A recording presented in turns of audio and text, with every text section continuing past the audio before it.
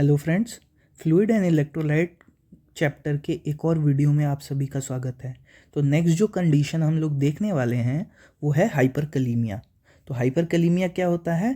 जब हमारे serum potassium की वैल्यू हमारे ब्लड में 5 मिली इक्विवेलेंट पर लीटर से ज़्यादा हो जाए तो इस कंडीशन को हम क्या कहते हैं?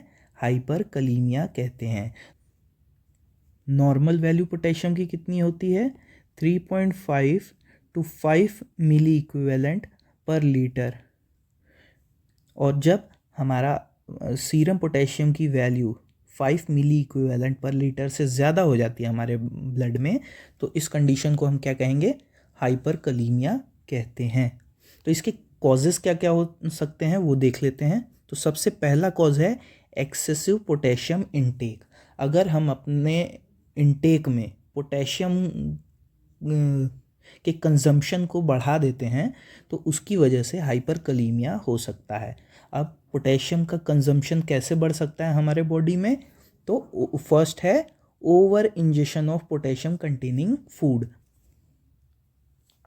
तो कोई भी ऐसा फूड आइटम जिसमें पोटेशियम का कंटेंट ज़्यादा हो और उसका हम ज़्यादा ओवर इंजेक्शन करते हैं over the long period of time, तो इसकी वजह से हाइपरकलीमिया हो सकता है। सेकेंड पॉइंट देखते हैं, rapid infusion of potassium containing ivy fluids. तो अगर हम ऐसे आईवी फ्लूइड्स का इन्फ्यूजन करते हैं बॉडी में जिनमें पोटेशियम का कंटेंट ज़्यादा होता है तो उसकी वजह से भी हाइपरकलीमिया हो सकता है।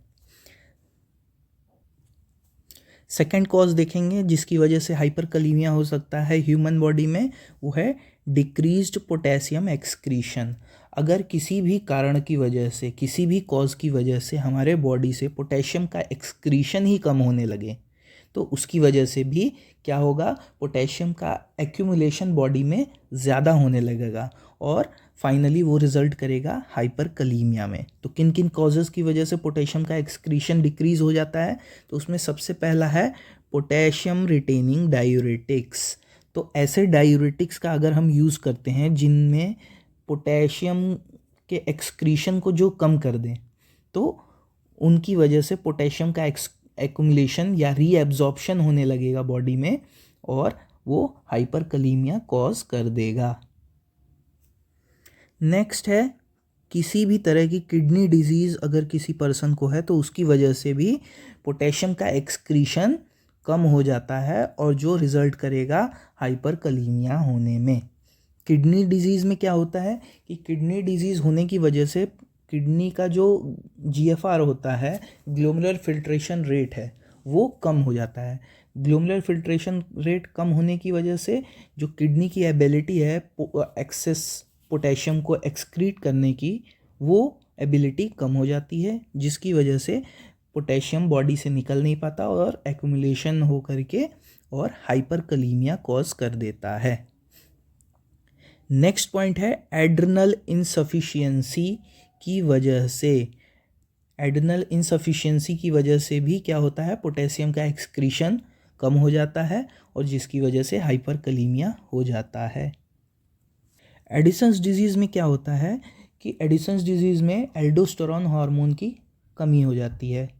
एल्डोस्टेरोन हार्मोन क्या करता है? सोडियम के रीएब्जॉर्प्शन को प्रोमोट करता है और पोटेशियम के एक्सक्रीशन में हेल्प करता है।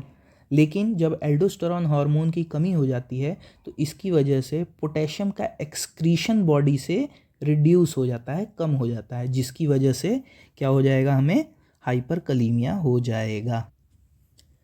साथ ही साथ एडिसन्स डिजीज़ में एक और कंडीशन हो जाती है कि एडिसन्स डिजीज़ में एल्डोस्टेरोन की जब कमी होती है तो एल्डोस्टेरोन क्या करता है? हाइड्रोजन आयन के एक्सक्रीशन में हेल्प करता है। लेकिन जब इसकी कमी हो गई तो वो उसकी वजह से क्या होगा कि हमारा पोटेशियम शिफ्ट होने लगेगा, क्योंकि बॉडी में एसिडोसिस हो जाता है एल्डोस्टेरोन हार्मोन की कमी की वजह से, और एसिडोसिस होने से पोटेशियम शिफ्ट होने लगेगा from intracellular compartment to extracellular compartment. ठीक है, पोटेशियम का शिफ्ट हो जाएगा इंट्रा सेलुलर कंपार्टमेंट से एक्स्ट्रा सेलुलर कंपार्टमेंट में और जिसकी वजह से हाइपरकलीमिया हो जाता है।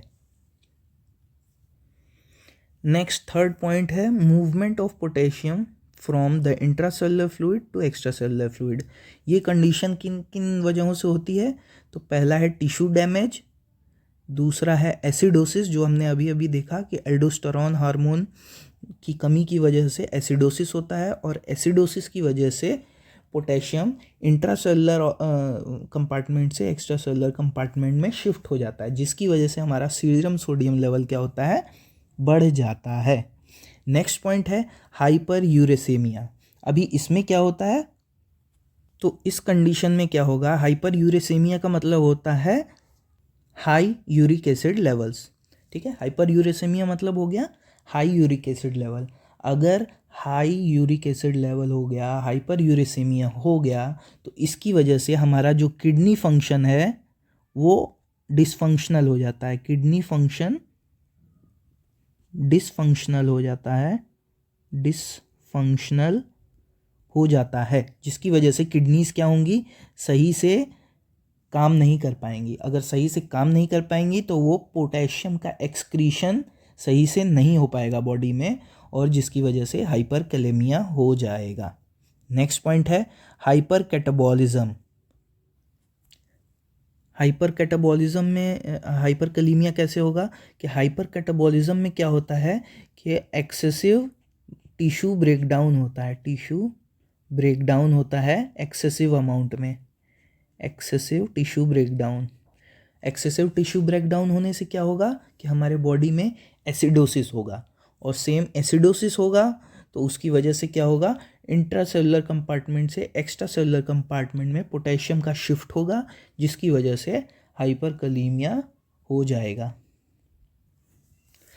नेक्स्ट हमें देखना है कि असेसमेंट हमें क्या क्या करना है अगर किसी पर्सन को हाइपरकैलेमिया हो गया है तो सबसे पहले पोटेशियम का लेवल अफेक्ट हो रहा है, तो वो सबसे ज़्यादा हमारे कार्डियोवैस्कुलर फंक्शन को अफेक्ट करेगा, जिसकी वजह से slow weak and irregular heart rate हो जाएगा किसी भी पर्सन का, एंड ब्लड प्रेशर भी डिक्रीज़ हो जाएगा। डिक्रीज ब्लड प्रेशर क्यों हो जाएगा? क्योंकि इरेगुलर हार्ट रेट है, जिसकी वजह से हमारा कार्डियक आउटपुट अफेक्टेड हो जाएगा। कार्डियक आउटपुट अफेक्ट होने की वजह से हमारा जो ब्लड प्रेशर है वो डिक्रीज़ हो जाएगा। नेक्स्ट सेकंड, रेस्पिरेटरी में क्या क्या असेसमेंट करने हैं रेस्पिरेटरी सिस्टम में? Profound weakness of skeletal muscles leading to respiratory failure. तो जैसा कि हम लोग पिछले वीडियोस में ही देख चुके हैं कि पोटेशियम क्या करता है, हमारे skeletal muscle contraction and cardiac muscle contraction में बहुत ज़्यादा हेल्प करता है। अभी क्योंकि पोटेशियम की हाइपर एक्टिविटी हो गई है, जिसके वजह से हमारे स्केलेटल मसल्स प्रॉपरली फंक्शन नहीं करेंगे और रेस्पिरेटरी फेल्योर होने के चांसेस बढ़ जाते हैं। नेक्स्ट, न्यूरोमस्कुलर चेंजेस क्या क्या हमें फील होंगे? मसल ट्विचिंग होंगी, क्योंकि पोटेशियम का लेवल बढ़ गया है। साथ ही साथ क्रैम्प्स, पैरेस्थेशियाज फील होंगे। ये सारे अर्ली साइंस हैं। लेट साइंस हमें क्या क्या मिलेंगे? Profound weakness, ascending flaccid paralysis in the arms and legs. तो ये सारे पॉइंट हमने पिछली ही हाइपोकैलेमिया के वीडियोस में डिस्कस किए हुए हैं। अगर डिटेल में उनके बारे में जानना है तो डिस्क्रिप्शन में उस वीडियो का लिंक है, आप वहाँ से जाके देख सकते हैं कि पैरेस्थीशिया क्या होता है, फिर असेंडिंग फ्लैसिड पैरालिसिस क्या होता है। ये सारी चीज़ें के बारे में मैंने डिटेल में उस वीडियो में बताया हुआ है। नेक्स्ट, गैस्ट्रोइंटेस्टाइनल में क्या क्या चीज़ें हमें देखने को मिलेंगी? इंक्रीज्ड मोटिलिटी हो जाएगी, हाइपर एक्टिव बाउल साउंड हो जाएगा, साथ ही साथ डायरिया भी हो सकता है। नेक्स्ट, लेबोरेटरी फाइंडिंग्स की अगर बात करें तो हमारा सीरम पोटेशियम लेवल क्या है? एक्सीड हो जाएगा more than 5 milliequivalent per litre से। 5 या उससे ज़्यादा होने पर हाइपरकैलेमिया हम कहते हैं। ईसीजी चेंजेस की बात करें तो tall peak T waves, flat P waves, widened QRS complex and prolonged PR interval, ये सारे चेंजेस हमें ईसीजी में देखने को मिलेंगे। इनके बारे में डिटेल हम लोग नेक्स्ट आने वाली वीडियोस में देखेंगे कि क्या क्या चीज़ें होती हैं। तो being an health care provider क्या क्या इंटरवेंशंस हम लोग कर सकते हैं? तो monitor cardiovascular, respiratory, neuromuscular, renal and gastrointestinal status. Next, place the client on cardiac monitor, क्योंकि पोटेशियम का लेवल बढ़ गया और पोटेशियम हमारे कार्डियक फंक्शन को बहुत ज़्यादा अल्टर कर सकता है अगर इम्बैलेंस हुआ पोटेशियम का, तो इसलिए पेशेंट को कार्डियक मॉनिटराइजेशन की ज़रूरत है। डिसकंटिन्यू आईवी पोटेशियम, क्योंकि पोटेशियम का लेवल ज़्यादा हो गया है बॉडी में, इसलिए किसी भी तरह के आईवी फ्लूइड्स जिनमें पोटेशियम का अमाउंट ज़्यादा है तो उनको डिसकंटिन्यू करना है, स्टॉप करना है। एंड कोई भी ओरल सप्लीमेंटेशन भी अगर ले रहे हैं पोटेशियम का, या हमारे डाइट ऐसी ले रहे हैं जिसमें पोटेशियम कंटेंट ज़्यादा है, तो ऐसी सारे डाइट या ऐसे सारे सप्लीमेंटेशंस को हमें तुरंत बंद करना होगा। नेक्स्ट पॉइंट क्या है, start potassium free diet. Potassium free diet लेनी है क्योंकि पहले ही बॉडी में पोटेशियम का लेवल बहुत ज़्यादा है, और अगर हम पोटेशियम फ्री डाइट नहीं लेते हैं, पोटेशियम रिच डाइट लेते हैं, तो उसकी वजह से फर्दर मोर कॉम्प्लिकेशंस हो सकते हैं। नेक्स्ट पॉइंट है, administer potassium excreting diuretics if kidney function is intact. तो अगर हमारा किडनी फंक्शन नॉर्मल है, सही से किडनीज फंक्शन कर रही हैं, तो हमें पोटेशियम एक्सक्रीटिंग डायूरेटिक्स पेशेंट को प्रिस्क्राइब किया जा सकता है या एडमिनिस्टर किया जा सकता है। तो पोटेशियम एक्सक्रीटिंग डायूरेटिक्स कौन कौन से हैं, तो फ्रूसमाइड, जिसे हम लोग लैसिक्स के नाम से जाते हैं, टॉर्सेमाइड, बुमेटानाइड, ये सारे लूप डायूरेटिक्स हैं जो कि पोटेशियम के एक्सक्रीशन में हेल्प करते हैं और जिनको हम लोग दे सकते हैं अगर किसी पर्सन को हाइपरकलीमिया हुआ है तो। नेक्स्ट है, prepare patient for dialysis if potassium levels are critically high. अगर किसी भी पर्सन में पोटेशियम लेवल बहुत ज़्यादा क्रिटिकली हाई हो गया है तो पर्सन के लिए लाइफ थ्रेटनिंग हो सकता है, इसलिए ऐसे पेशेंट्स में इमीडिएटली हमें डायलिसिस की ज़रूरत पड़ सकती है।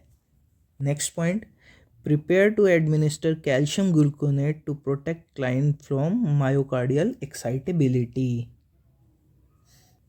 तो अगर किसी पर्सन में हाइपरकलीमिया हो गया है तो उसको तुरंत हमें कैल्शियम ग्लूकोनेट देना है, एडमिनिस्टर करना है, ताकि मायोकार्डियल एक्साइटेबिलिटी को कम किया जा सके। किसी भी ऐसे पेशेंट में जिनमें हाइपरकलीमिया हुआ है तो उसमें क्या होता है कि डीपोलराइजेशन हो जाता है हमारे कार्डियक सेल्स का, ठीक है। अभी डीपोलराइजेशन होने की वजह से जो इलेक्ट्रिकल कंडक्शन है हमारे कार्डियक मसल्स में, वो किसी भी तरह से फ्लक्चुएट कर सकता है या सही से काम नहीं करेगा, जिसकी वजह से कार्डियक अरेस्ट या अदर कार्डियक रिलेटेड कॉम्प्लिकेशंस होने के चांसेस हैं। तो हमें तुरंत कैल्शियम ग्लूकोनेट एडमिनिस्टर करना है, क्योंकि कैल्शियम ग्लूकोनेट एक एंटीडोट है पोटेशियम के हाई लेवल के लिए, पोटेशियम टॉक्सिसिटी के लिए, ठीक है। तो तुरंत कैल्शियम ग्लूकोनेट एडमिनिस्टर करेंगे जो कि हमारे मायोकार्डियल एक्साइटेबिलिटी को क्या करेगा, कम करेगा। नेक्स्ट पॉइंट है, IV administration of hypertonic glucose with regular insulin to move excess potassium into the cells. तो कभी भी हाइपरकलीमिया के पेशेंट्स में हमें हाइपरटोनिक ग्लूकोज का एडमिनिस्ट्रेशन करना होता है, जो कि एक बहुत ज़्यादा इफ़ेक्टिव मेथड है अलॉन्ग विद रेगुलर इंसुलिन, ठीक है, रेगुलर इंसुलिन के साथ, ताकि हम जो भी एक्सेस पोटेशियम है उसको शिफ्ट कर पाएँ from extracellular fluid compartment to the intracellular fluid compartment या फिर इनटू द सेल्स। इसकी वजह से क्या होगा कि एक्स्ट्रा सेलुलर फ्लूइड कंपार्टमेंट में जो भी एक्सेसिव पोटेशियम है वो क्या होगा, शिफ्ट होकर के इनटू द सेल्स चला जाएगा, हमारे बॉडी के सेल्स के अंदर चला जाएगा और हाइपरकैलीमिया का जो प्रॉब्लम है वो रिजॉल्व हो जाएगा। Next, monitor renal function. कभी भी हाइपरकलीमिया या हाइपरनाइट्रीमिया, इन सारे केसेस में हमें रीनल फंक्शन मॉनिटर करते रहना बहुत ज़्यादा ज़रूरी है, क्योंकि एक्सेसिव रीनल लोड होने की वजह से रीनल फंक्शन डिसरप्ट हो सकता है, जिसकी वजह से फर्दर कॉम्प्लिकेशंस हो सकते हैं। Next point, avoid food and other supplements containing potassium. कोई भी ऐसे फूड या ऐसा सप्लीमेंट्स जिसमें पोटेशियम बहुत ज़्यादा है तो हाइपरकलीमिया के केस में वो हमें नहीं कंज्यूम करना है। तो होप करता हूँ आपको ये वीडियो समझ में आया होगा। फर्दर आगे हम लोग नेक्स्ट वीडियोस में देखेंगे।